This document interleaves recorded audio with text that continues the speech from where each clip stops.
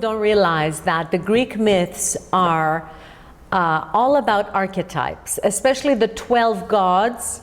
That is, for example, in Christianity, you have two main models for being a woman. You can be the Virgin Mary or the whore Magdalena. You don't have much else to choose from in terms of, you know, a model to live up to. You're either Virgin Maria or you're the whore. So in Christianity, it's very limited, I'm sorry to say. In Greek mythology, which is the original Greek religion, we have a far more intricate and you know, complex system. Women can choose from at least 6 archetypes to look up to and to identify with. And if you like, it's your character type, okay? Men have 12 another 6 main archetypes to look up to and to identify with. And when you find the archetype that is you, it all begins to make sense. I'll give you an example. Angela Merkel is the archetype of Athena, the goddess Athena.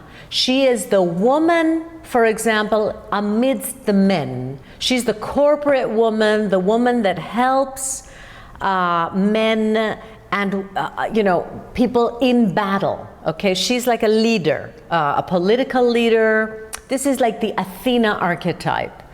The Artemis archetype, or Diana, as a lot of Western people know her, is another archetype, but she's more the feminist. She's more like the woman fighting for women with women, okay, the Amazons.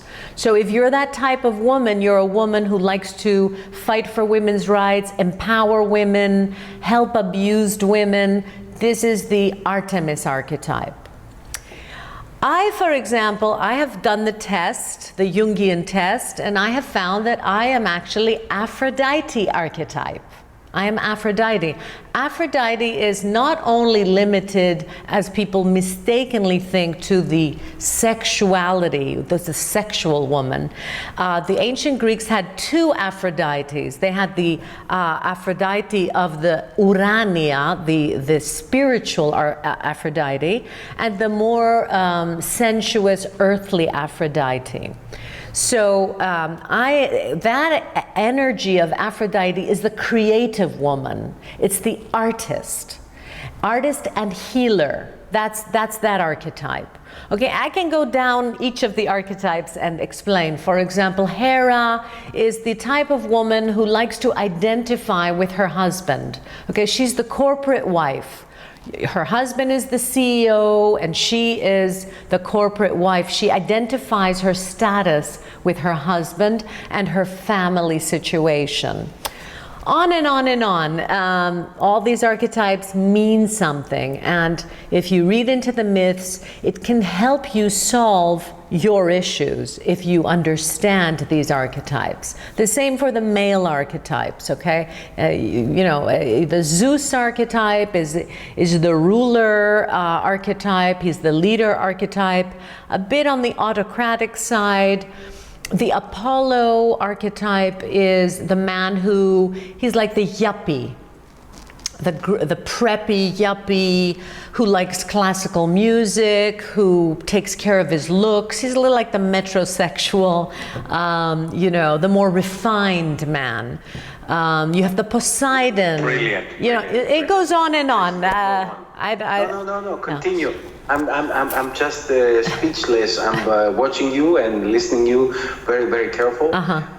Please go on and explain us the archetypes. It's wonderful. Yeah, this you know. So you have the Poseidon archetype. Also, you know, he's a very emotional man. He has. He's up and he's down, like the waters. You know, he's emotional but powerful at the same time.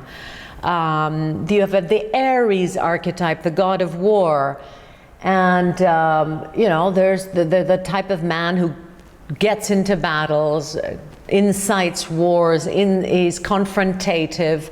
And of course, if you look in the myths, you'll also see what archetype you're suited with. Okay, what archetype matches you as a male and female? So if you are the Aphrodite type of woman, you know, Aphrodite in the myth, she had an affair with Ares, but she was married to Hephaestus, the god of crafts and the Vulcan god. So you understand your own story through your own life drama is played out in the myth. So if you want to decode the forces that are in your life, you don't have to look to astrology. You can look at the Greek archetypes. I have a very good book to recommend from that by Jean Shinoda, The Goddess in Every Woman. And for the men, it's The God in Every Man, something like that. It's Jungian archetypes. Jung learned this from Freud, who learned that from the Greek mythology. They all studied the Greek mythology. Modern psychology often uses them, especially in dream interpretation.